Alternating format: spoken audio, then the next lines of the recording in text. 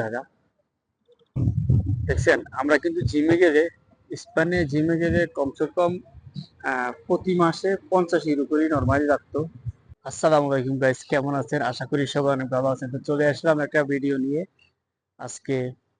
তো এমন একটা সুন্দর জায়গায় আসলাম, মিনি একটা ছোট পার্ক, যেখানে মানুষে ফ্রিতে জিম করা যায় এবং এখানে বসে সময় কাটায়।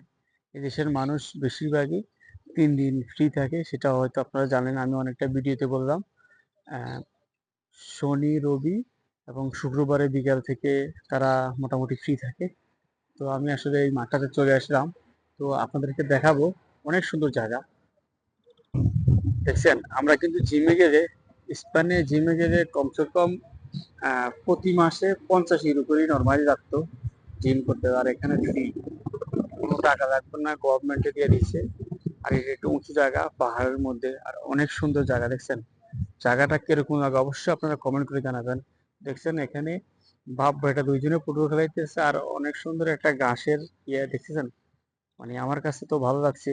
অবশ্যই আপনারা জানাবেন কেমন লাগছে আপনাদের এই জায়গাটা।